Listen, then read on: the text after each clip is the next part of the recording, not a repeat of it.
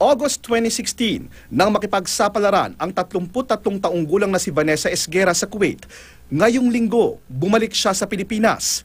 Pero nasa loob na siya ng kabaong. Ayon sa DOLE, ang kaso ni Esguera isa sa mga pinaiimbestigahan ni Pangulong Duterte. Ayon sa employer ni Esguera, nagpakamatay ito. Pero hindi naniniwala ang pamilya ng OFW. Bago raw natagpo ang patay si Esguera, nagsumbong siya na biktima siya ng sexual harassment ng ama ng kanyang employer. Sinuspinde na ng DOLE ang pagpoproseso sa mga overseas employment certificate para sa new hires papuntang Kuwait habang iniimbestigahan ang mga kaso ng pang-aabuso roon. Nakiusap na ang Kuwait na bawiin ang suspension.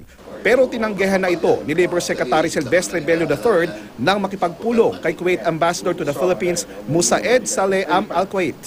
I said, I also want to do that, but I have to get the result of the investigation, which I ordered to be completed in 15 days. But there is no accusation of maltreatment.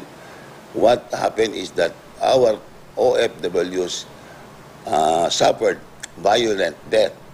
And we have to determine what caused this violent death. May mga kaso rin ng pang-aabuso sa mga OFW sa ibang bansa sa gitnang silangan. Ang isang babae sa Riyadh, Saudi Arabia, na itatago natin ang pangalan dahil siya ay hinihinalang biktima ng human trafficking at sinasaktan ng kanyang employer. Ibinenta rin daw siya ng una niyang employer sa ibang Saudi national. Ininta ko ako ng dati kung amo na nakalagay sa kontrata ko. Tatlong buwan po wala po, hindi na po ako sinasahuran.